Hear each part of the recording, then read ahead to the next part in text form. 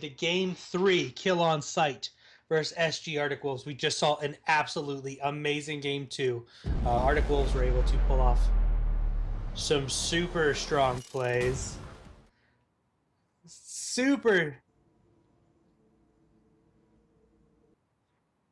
I'm on second number 5. We're ready to go. We do have the bans, guys. The bans were Iggy and Scorch and a Rampage ban. Apparently that Bixel, Iggy, and Scorch is too strong. Too strong. Yes, sir. Let's do it.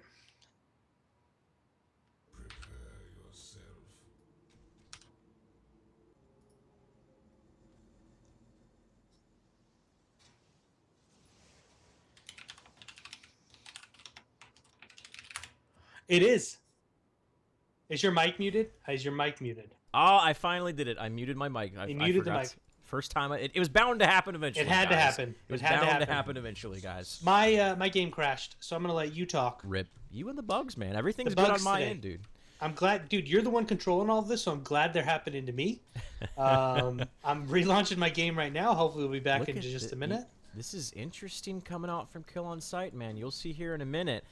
They're all gathering around the right lane harvester, all the way to the right, about as far as to the right as you can get.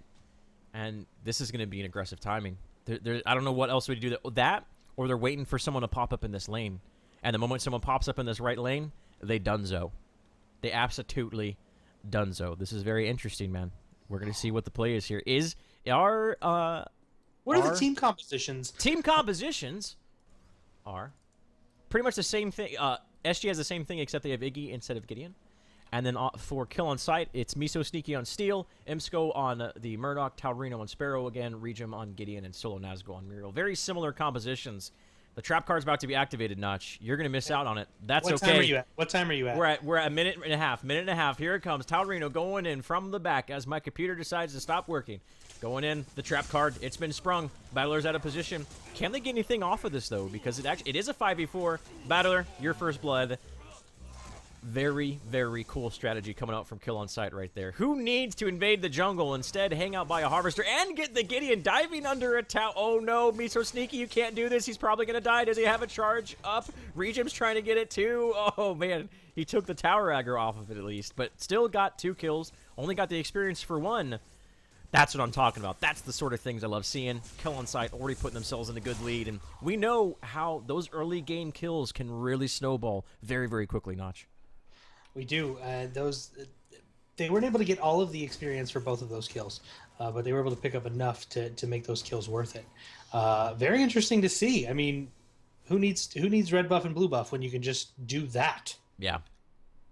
Now, what I want to see is using this advantage that they've built off of this. Are they going to get aggressive? Right about now is when you expect to see it. Looks like it's not going to be the case. Again, teams deciding to be a little bit more conservative when it comes to those new timings on the blue and red orb. They're both going to stay in the safety inside of their own jungle. With this early lead, though, is Kill on Sight. Are they going to be more conservative and just be happy with it? They know that they're very good at farming the map. They're efficiently farming the map. That's one of the reasons why they were able to stay in that game number 2 for so long, is they lost almost every single team fight. Now, they only took maybe 1 or 2 favorable exchanges, maybe 1 more than that. But what kept them in that match, they still lost, but what kept that match so even that entire time is just that they simply farmed the map more effectively. They know that. They know they farm the map more effectively. So they can just go conservative, and use that strength of theirs, know that they're better at it, and build a lead off of that when they've already gathered with that first blood, or are they getting aggressive? I think seeing what Kill on Sight's done thus far, they're probably going to look to stay conservative. And just farm the map more efficiently. SG, what can they do to counter it? Either get aggressive themselves or try to be as efficient as possible as well. I think we're going to see them be a little bit more efficient. Gooch, you're going to... I am... currently, everything on my map is completely orange. There's no blue teams. Everything is completely orange, so it's a tad bit confusing. I know there's Sight in the jungle. I know we have 2 different teams, but they're all orange on my mini-map. So if I make a mistake, please help me out here. We will. You could maybe try relogging or rejoining the game, man. Something like that. I did twice. You did. Okay. Yeah. Side Harvester is about to be up here in 2 minutes. Actually, the Jungle Harvester just now getting taken by Solo Nazgul. A little bit late, not efficient, but it doesn't matter when you have that first blood. A lot of wards in the middle part of the map here for for SG. I mean, it's in the middle portion of the map. It's also covering the Orb Prime. I don't think we're going to see an Orb Prime this early on. Generally, the timings have been around level 5, level 7, level 10, level 15, depending on the state of the game and what's going on. But still, they're worried about that right side of the jungle. You can tell they don't have SG doesn't have a single ward on the left side of their map there, so they're concerned about the right part of the map, and I like that because that's where their Murdoch is. That's where Battler is. He's already got taken out once, so giving Battler a lot of vision and a lot of just heads up on any sort of rotations that come his way, though. And I like what they're doing here. They're putting Battler in a solo lane, giving him the wards, taking the Muriel in the lane that doesn't have all the vision, that's maybe a little more dangerous, and teaming them up with the Twin Blast. So I really like this laning. Just smart laning right here from SG. Yeah, very smart laning. I mean, the site, again, guys, site on site on site. To keep people safe, you want to avoid those rotations. We saw very aggressive play early on, and they're trying to avoid that. They're trying to avoid that early aggression. That ward right there, if that wasn't there, more than likely Crazy Fool and Muriel might have been in a very bad position. But the first resemblance of any sort of aggression coming down here, as it is around that 6-minute mark, so a decent timing to put pressure into the lanes to pick up the Harvesters. With Imsco and Taurino in the same lane, you're having both your Rangers in the same lane, but one of the beauties about the game is you can do things like that because the card experience obviously is shared. The big concern is that they won't get that solo experience, but that's not as huge of a concern on your Rangers. That's more of a concern on your Warriors and your sort of Bruisers and your more utility early to mid-game impactful heroes. You want to put them in that solo lane in the jungle, get them those levels as quickly as possible. And your Rangers, it's not that big of a deal if maybe they're one level behind the rest of your team. Right. I want to point out real quick, Crazy Fool's farm. He's at 25 last hits. How many games have we played where someone says Twin Blast just does not excel early game with these last hits? It's hard. It is very hard. Crazy Fool's doing a good job right now trying to keep himself well farmed and get ahead of Taurino and Imsco's damage dealer, Murdoch and Sparrow. So as far as the Harvester goes in the side lanes, it's going to be a little bit of University of Florida here, my man. It's going to be blue on one side, orange on the left. And then it's not in reference to the fact that I live in Florida, but and the fact that the Buccaneers picked up a University of enough football metaphors. Resident sleeper for the NFL references, please. Crazy Fool in a little bit of trouble. He is level 5, but he doesn't have any energy. Thankfully, Muriel is there. Again, putting Muriel in the position that lane is a little bit more dangerous. If that Crazy Fool was by himself, he potentially could have been taken out there. Just smart laning, paying off right there. All the meanwhile, these guys are just trying to farm the map more efficiently. Look at the wards here from SG. Their wards are a little bit more aggressive. They're both on the red and blue camps of Kill on Sight. I wouldn't be surprised if they try to capitalize on any sort of if Kill on Sight spreads themselves too thin by trying to get both camps at the same time and be greedy, they could get punished for this. So I like those wards. It opens up opportunities for them to get aggressive here. Something we haven't seen very much of.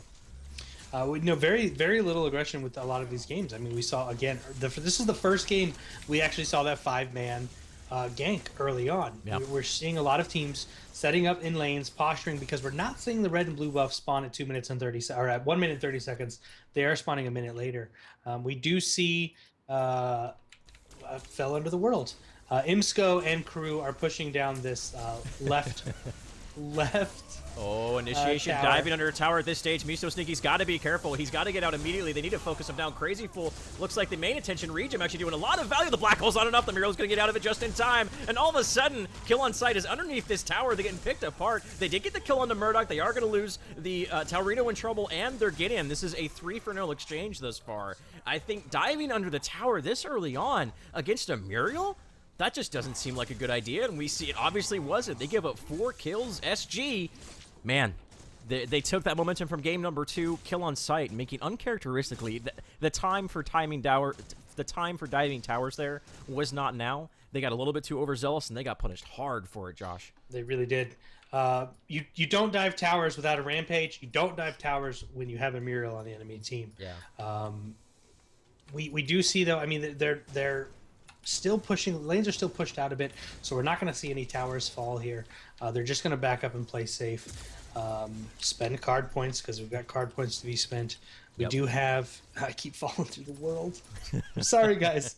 I apologize. Oh man, taking a look at that last team fight, it's pretty even. With it, this is what I'm talking about, man. Even with giving up 4 kills, it's still even for Kill on Sight.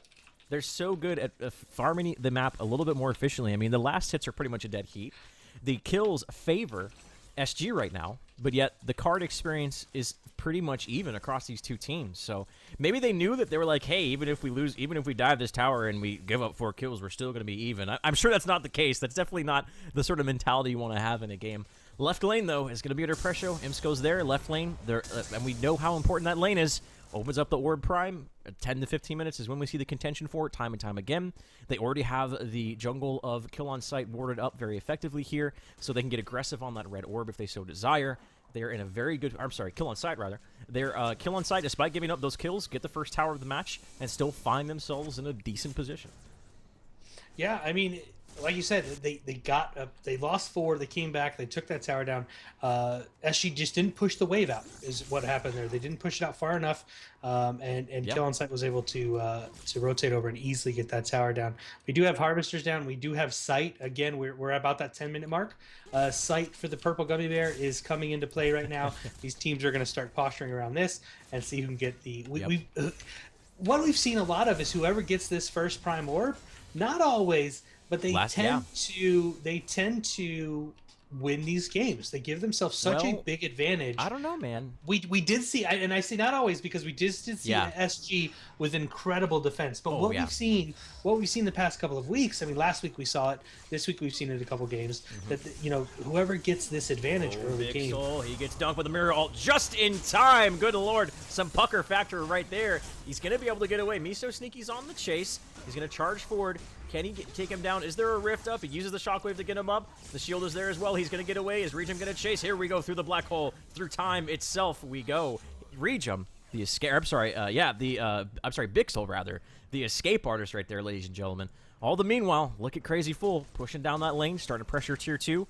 So when you do those sort of risks, that's one of the big risks of going offensive to the jungle, is you open up the map for the enemy team. If you don't get a takedown or if you don't get a kill, that's exactly what's happening. Crazy Fool, he puts a ward down, so whenever you see this ward get put down, that lets me know that Crazy Fool is going to be pressuring this tower. That is what's happening. Even if he doesn't take it down here, it's going to get chunked away. It puts map pressure on the map. Mid lane is under siege as well. They get mid lane, so on the heels of a very unsuccessful gank right there, 2 towers down. That is Crazy SG, Fool is man. pushing hard. The team is not rotating over. Raptor Spank has just rotated over. They're pushing this tier 2 very, very hard. Mr. Miso Sneaky is just now running around. I don't know if he's going to be able to save this tower. It looks like they're going to lose a tier 2 tower. They are. And Bixel survived the engagement. SG, man. Amazing gameplay out of SG there. They didn't lose Bixel. They got a tier 2 tower. They were able to get... Did they get a tier 1 tower? They got mid. No, they didn't get mid lane. Mid lane was under pressure. They pretty much they defended the mid tier 1 because I think they knew it was a little bit too late to get it. So the Orb Prime taken by the time I can even notice what's going on here. I think Talrino picked it up. We saw, or we heard rather, Battler. He tried, or not Battler. I'm sorry. Imsko uses Devastating Blast to get to. I heard a Devastating Blast, but the cooldown isn't there. I'm not sure who was actually. Maybe a UI bug, but there was a Devastating Blast from one of the Murdochs in an attempt to get down that Orb Prime. Orb Prime picked up here by Kill on Sight, but we've seen this before. I feel like at this point, SG is like, you know what? You can have it. You come at us, because every time you come at us, the past 3-4 engagements with the Orb Prime, we are the ones who come out ahead of the fight. So SG, I would say, you know what? Welcome this. Just almost set up an ambush right there around the turn-in. The big factor here, though, there is not an Iggy. They have the Gideon, but the Gideon doesn't push quite as quick. So are they going to make the exact same play where they kind of throw their wave pusher in one lane and have a 4-man defense around there? Or are they going to fully 5-man defend? It's always a very interesting moment to see what the thoughts are of these teams in this situation when one team has this Prime Helix. Yeah, I mean, we do see, again, playing pretty passively. They're pushing these lanes out, making sure they have a creep wave when they go to capture this Orb Prime. But like you said, the defense last game from SG was on point. So good. Can they do it again? Are we going to see 4 defenses of the Prime Orb? Because this will be number 4. Yeah. Number 1 of this game, but it will be 4 defenses of this incredible advantage. Now, if it's capped. Similar situation. Muriels are on the other side of the map trying to split pressure. It comes down to that 1v1 Muriel. A couple team fights, we saw that Solo Nazgul actually ults the wrong person. And sometimes that happens. It's actually, I think, the mechanic of the ability, sometimes it happens where if you, those of you who don't know how it works, you kind of highlight the hero when there's a very hectic team fight going on. It can be very difficult to isolate the hero that you're using her ultimate, which is called Reversal of Fortune, the most aptly name I could possibly think of for that sort of ultimate. But here's here's a potential engagement, a soft engagement for Miso Sneaky, going in there using his shield charge forward to try to feign some aggression. But I mean, right now, it's just these teams are going to stand off, look for any sort of opportunity. Every single time we've seen this, this is exactly what happens. The initiation comes out on a battler. Where's the lineup? There is the mirror ult immediately. They knew what was going on. SG, they looks like they're in a little bit of a favorable position, I got to say. Vixel's going to lay down the black hole. Looks like it's not doing much. They're trying to get Miso Sneaky. I think he went too far forward. He's trying to get it down. One more auto attack. Can they get him? Regim's trying to get a battler. Look at the body box. And he does go down. The Prime Helix. Regim picks it up, though, so he might get the Orb Prime, but at what cost is this going to be? Regim might get taken out here. He more than likely will. Turn to the right. Kill the steal. Not gonna happen. Devastating Blast takes out Taurino. Actually roots him in travel mode. This is a 2-for-0. The Orb Prime boss, or the Orb Prime, is on the side of kill on sight. They're looking for Raptor Spank. He's gonna get taken out. Make it a 1-for-2 so far. Can they turn this 3v5 on the shoulders of picking up an Orb Prime into their favor? That would be astounding. Solo Nazgul still has decent energy. He's still at least got a couple shields left in him. Imsko's trying to go forward. Crazy Fool. Can they take him out? One more auto attack. It's gonna miss. Barely gonna be able to go away. Imsko actually dancing with the devil there and tower diving a little bit. So ultimately, oh no, Battler, he's dead. That's it. Kill on sight. If they can get this takedown on the Battler, they can take him out there. I actually think that, I think finally, the rubber band has just stretched to the point where SG can defend successfully so many times. That is the moment Kill on Sight's been looking for. It still wasn't a clean fight, though, Notch. They still only have 3 people with the orb. It still was a very small margin favoring Kill on Sight right there. Yeah, they do have 3 people at the orb, and they have the enemy team has responded. Bixel and Raptor Spank are back up. They can come back and try and defend it. So they will get that tier 2 tower, though. Yep. But a good engagement for SG Arctic Wolves again. They were able to, instead of all 5 having the orb, they were able to get some couple kills and really set them up for not getting decimated there. Yes, they lost the tier 2. But they can still come back and defend, hopefully mid lane here, and the other lanes are pushed out. So definitely a good engagement on both teams. Kill on Sight did come out the victor, though. Yeah. They gave up Taurino, but they got the tier 2 tower, and I think at this stage of the game, you know what? Hashtag worth, hashtag space created, right, guys? Hashtag Regim's in a little trouble, but he's Gideon. He's going to be able to get away just fine. Miso Sneaky's in there. Man, look at the damage Battler's Order doing on Miso Sneaky. Taking like 15% of his HP at once.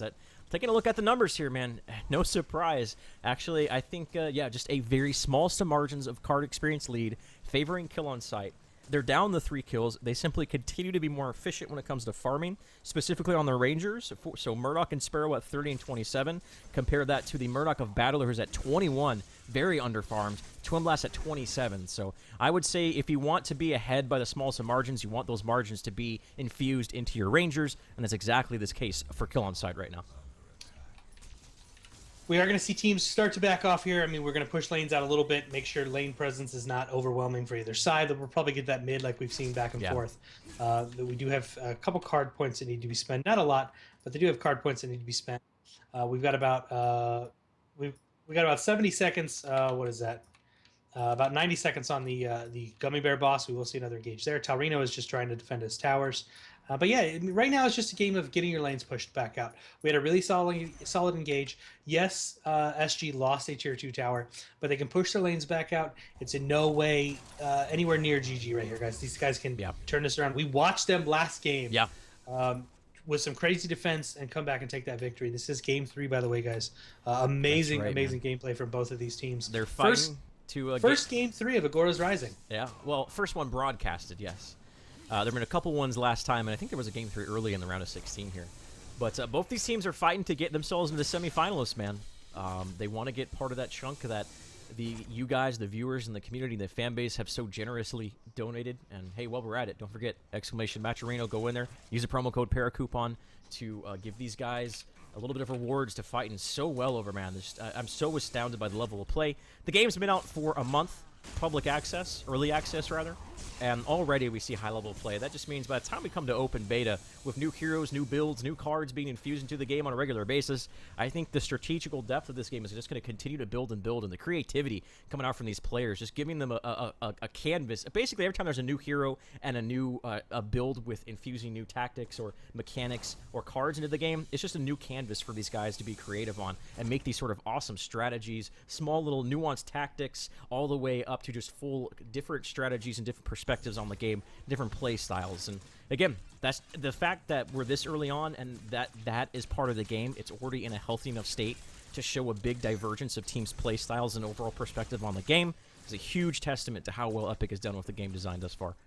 I mean, we can go back 2 weeks. We can look at where teams were 2 weeks ago in the play style. We had these early game invades.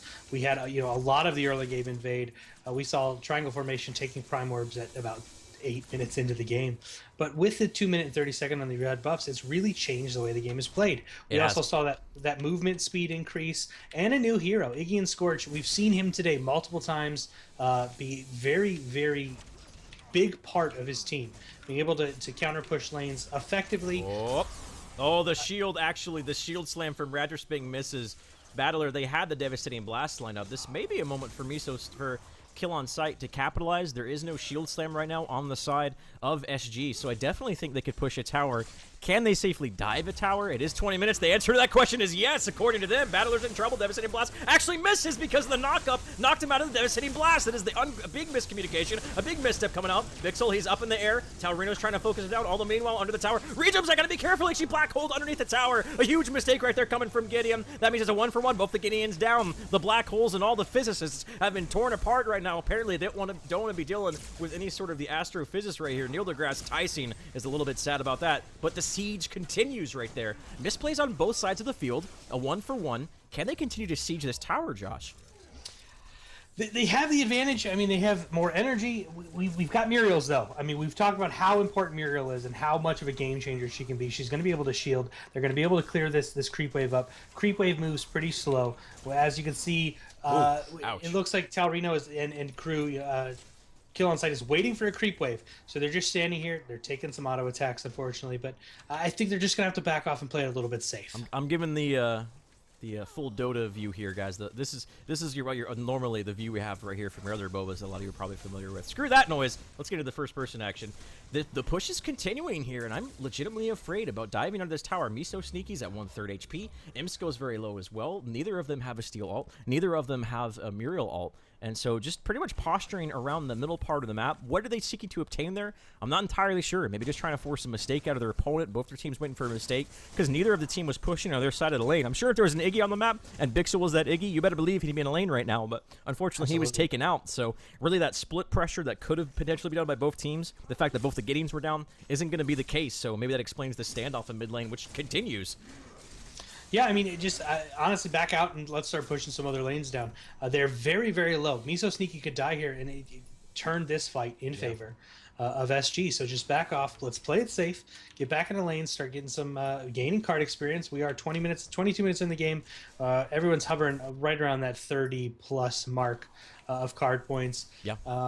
We do see that the purple gummy bear boss he's back up. We've got a full tower here mid. I mean, just let's focus on card experience. Let's get these lanes pushed out. Let's give ourselves some breathing room. So that lane, you guys saw, Bixel just got a big infusion of card experience right there. That was like 2 or 3 waves pushing down the barrel of the right lane, and he cleaned that up, so he's going to be happy about that. Again, just like similar to his Iggy play, Bixel likes building tanky, it seems, on those energy-based heroes. I'm sure if that was like a Howitzer or something, he'd be doing the same thing, but... Oh, Howitzer. He needs a little bit of love before we start seeing Anothernotch. Oh, Howitzer. That's okay.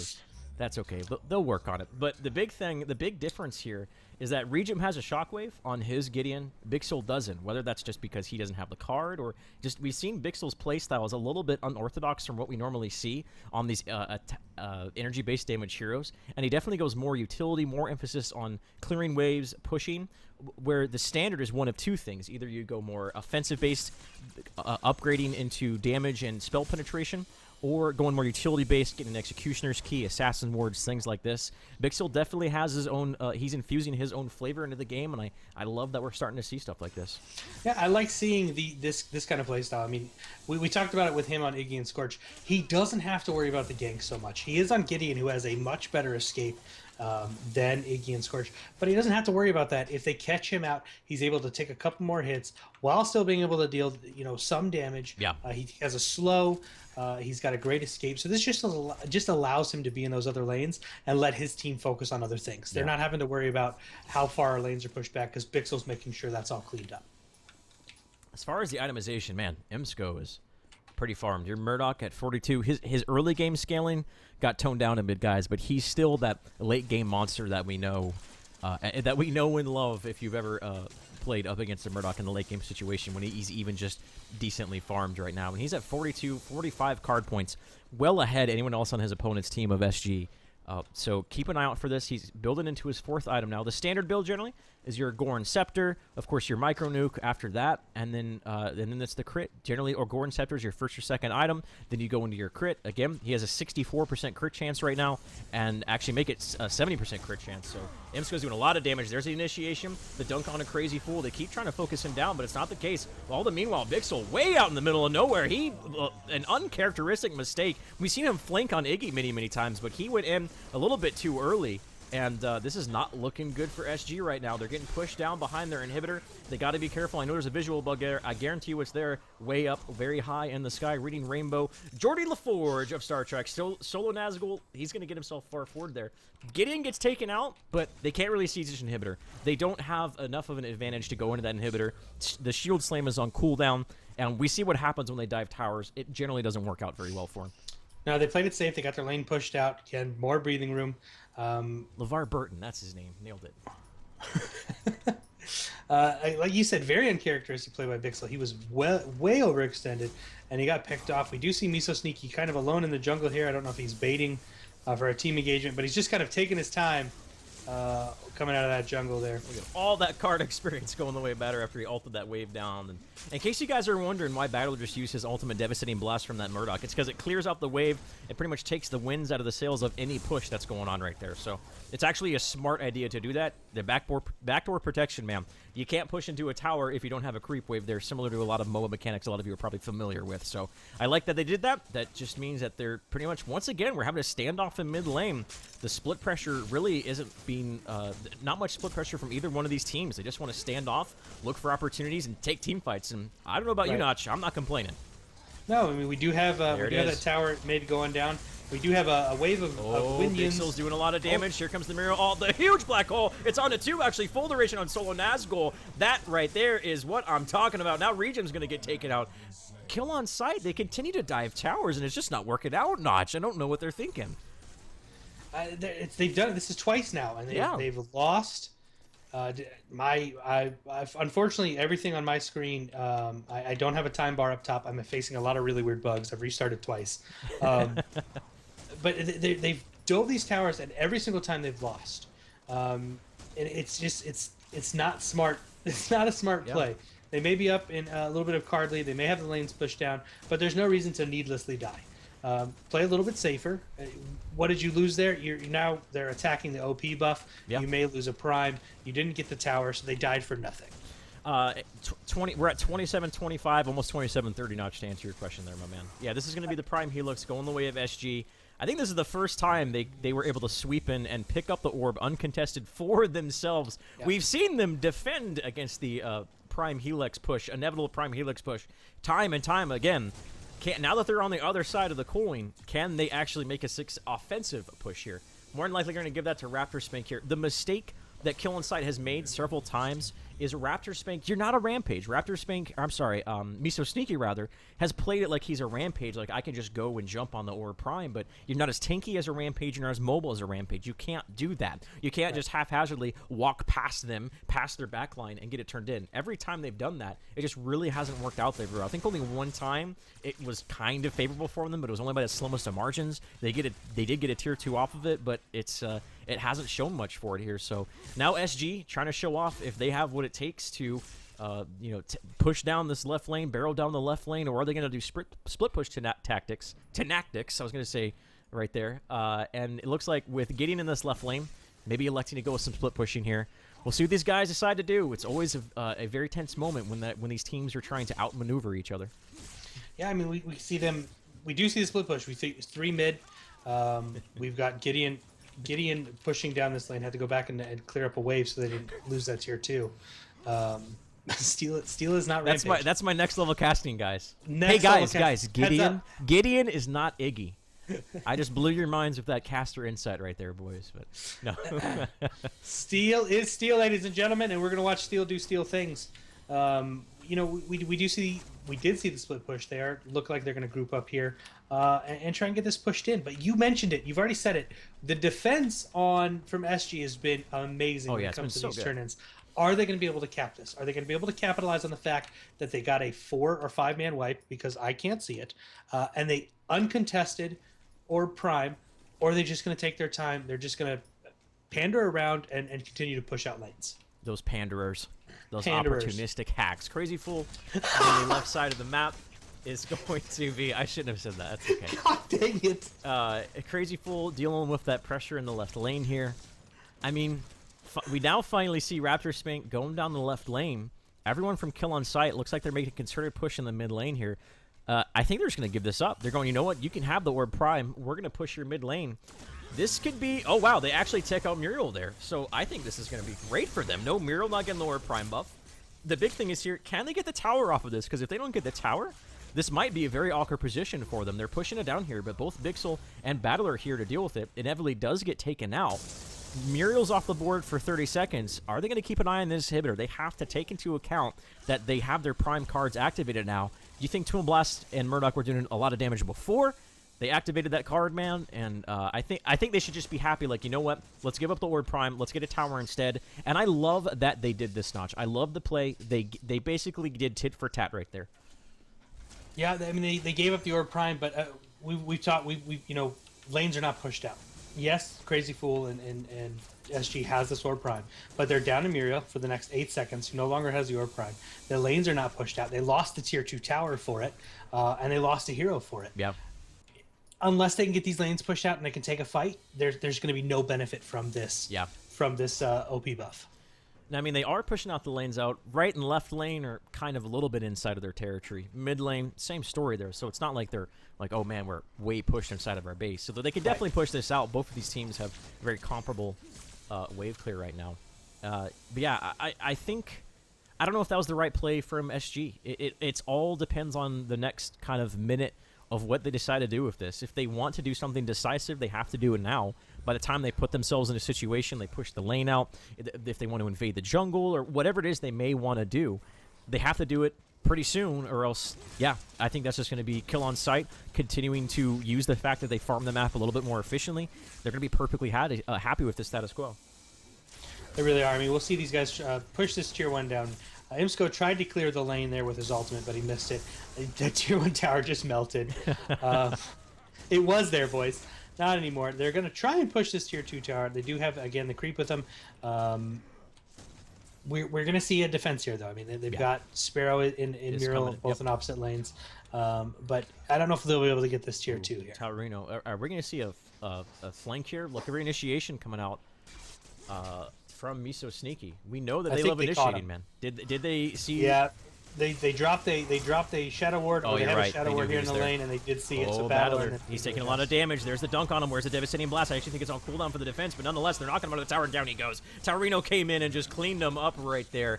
And that is just every time there's a tower siege, Raptor Spank taking a note out of the Kill on Sight book and trying to dive the tower for themselves. Not going to think I don't think it's going to work out very well here. So both Steel ultimates are on cooldown. Muriel's, though, we haven't seen him. Bixel using that black hole, putting himself in a very awkward position, but he's getting a lot of value. This Miso Sneaky just goes right in there.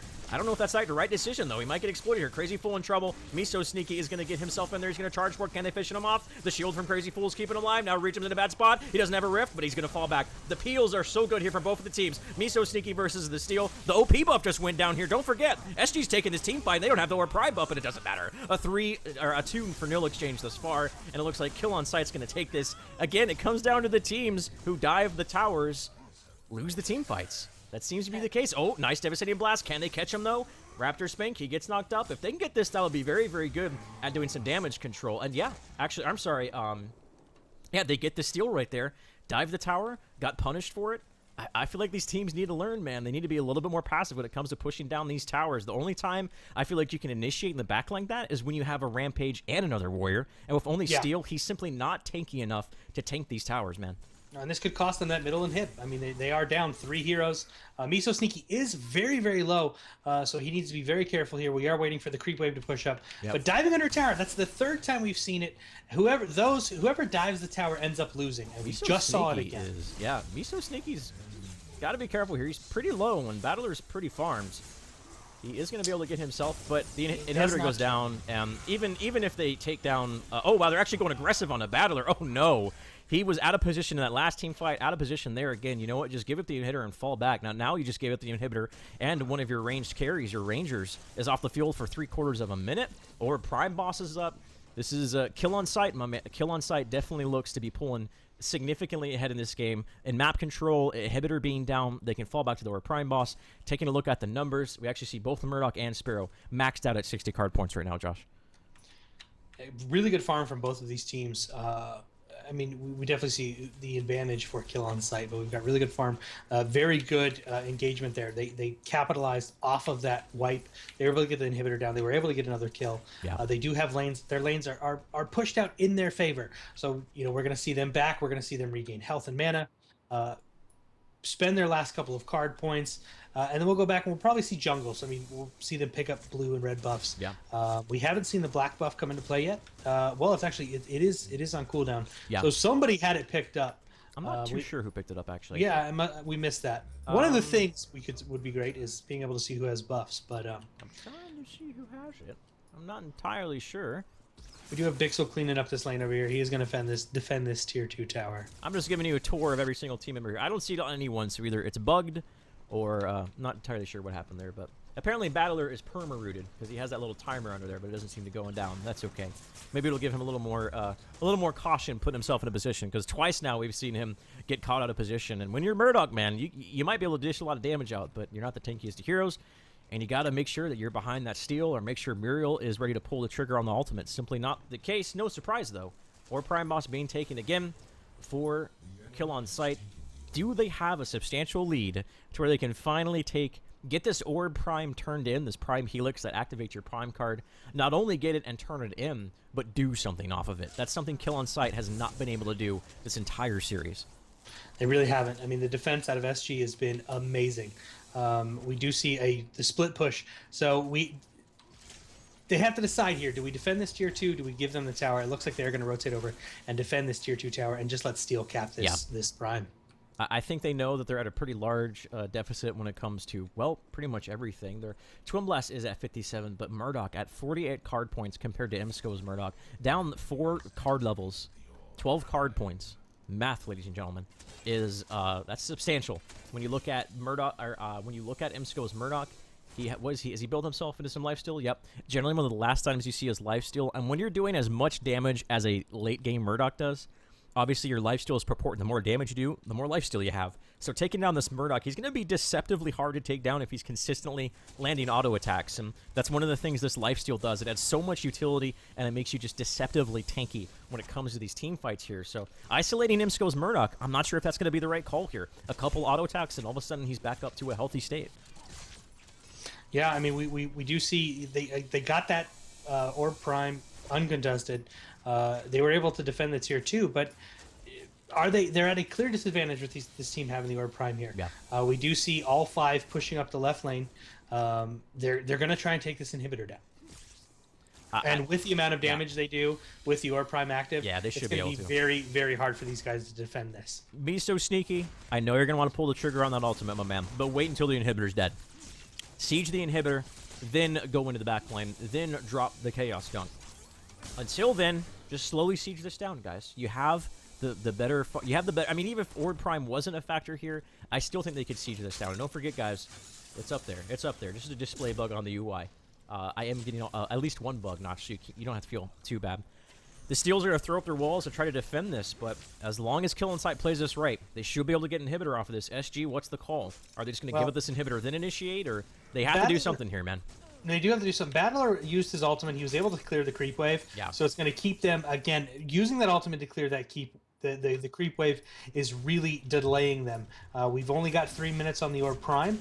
They have waves now, but we do have an ultimate. We've got multiple ultimates. Oh, Big Soul, he's getting some good value out of that black hole. Taurino and Imsco are caught in it. They're shielded up right now, but if they don't get a big team fight going down here, they got to be careful. Crazy Fool, he gets taken out. He gets knocked out. That's just me so sneaky, knowing where to be when he needs to be there. And now that is not what we wanted to see out of SG, my man. Now it's a 5v4 situation. They didn't take anyone down, so the Orb Prime is still a factor. Holy cow, Battler. You can't go up against a Murdoch who has that. Devastating Blast is used. Gonna miss. Regen, gonna get aggressive. Shield from Muriel is there. The main target needs to be the inhibitor here, though, Josh. And I think finally they're readjusting their sights a little bit. Gonna get the inhibitor. And maybe look, if they get 1 or 2 more fights here, they might be able to just end this game. They might be going for the throat here, man. I think they will. The core is being pushed on already by super minions.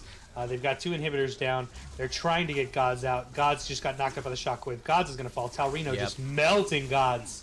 That's I think that's going to be a little less of a climactic game number 3 than we saw in game number 2.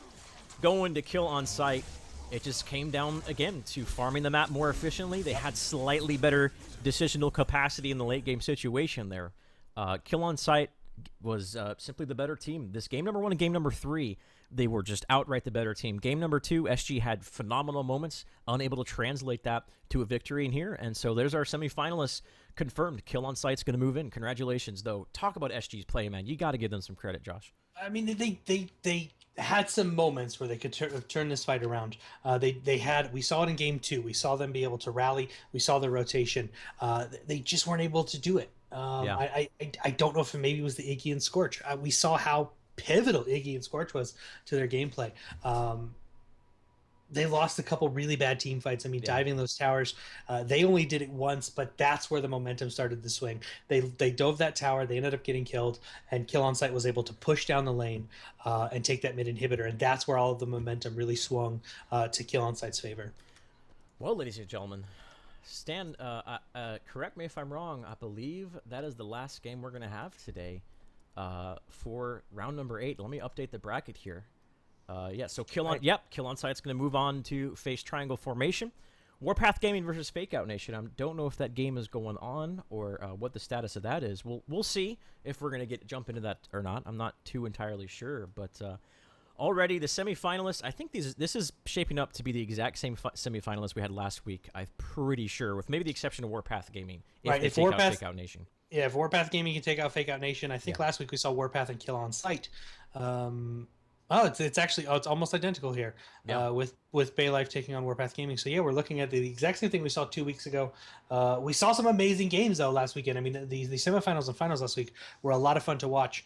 It's going to be very interesting to see how Kill On Sight plays against Triangle Formation, who was our champion 2 weeks ago. Bay Life is the runner-up. They put on an amazing show. So it's going to be really interesting to see these games tomorrow. We will be casting both of the semifinals and the finals tomorrow. We are going to stagger those games. That way you guys can get to see all of these teams compete.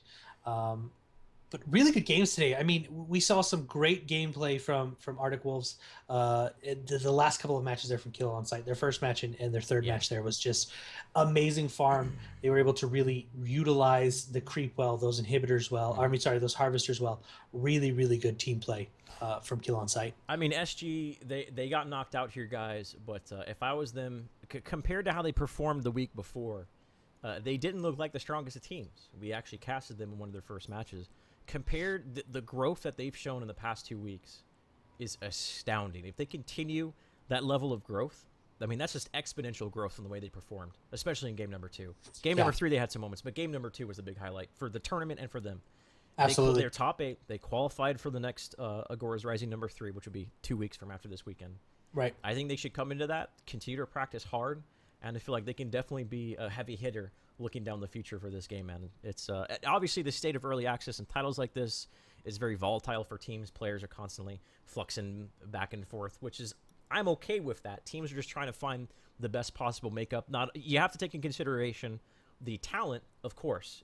You have to be a good player to be on a Right. good team and to have a good team. But it's all about cohesion, attitude, and getting along goes a long way as well. And that's a lot of the reason why these guys are always, why you always see a lot of flux and volatility when it comes to rosters in the early part of the game. But once things start to settle down and people realize who best melds with who and these teams, it's gonna be. I can't wait to see that later down the line, man. Come open beta, come release. Yeah, I'm very excited to see the future of this game. We are giving you guys a very, very early look at what competitive play could be for Paragon. Um, this game is very young, and a lot of things are changing. We're seeing balance changes. We're seeing changes to the observation system. New heroes. We only have 14 heroes in the game. Yeah. We got to see the newest hero. We got to see Iggy and Scorch come out and really played well by Bixel in a couple of games, and we got to see his potential. Mm-hmm. Um, we did see some major changes this week with movement speed and the spawn timers of Yep. the camps, and that really changed the It gameplay did a early lot. on. The early parts of the match, yeah. They were it was a much different games than we saw this week than we did 2 weeks ago with the less of the invade. I mean, we just saw our first invade by kill on sight in Yeah. this game here. So lots of changes still coming, and we're very excited to be able to do this. Thank you guys again for watching. Thank you to these teams who have signed up. Amazing talent so far in the early part of this game development of this game. I am excited for the future, and again, thank you guys for watching. If you guys want to support these teams, head over to matcherino.com. You guys can donate basically a free dollar. You type in the coupon code para coupon that will put $1 into the prize pot, and these first and second place to have a chance of taking that prize pot home. We are going to be casting tomorrow at 3 o'clock Eastern time is when we will restart the stream, and we will be doing casting both of the semifinals: Triangle Formation versus Kill on Sight, Bay Life versus either Warpath Gaming or Fake Out Nation. We're still waiting for the results on that. We'll actually see what game they're on. We may cast that game. Yes, we're trying. We'll figure that out during the break. Yeah, so what we're going to do is we're going to take a Yeah. quick break. We want to say thank you again to our sponsors, Fury.gg, Matcherino.com, Voices of Agora, and we will see you guys in just a few minutes as we see if we're going to cast Warpath Gaming versus Fake Out Nation. Give us just 1 second, guys.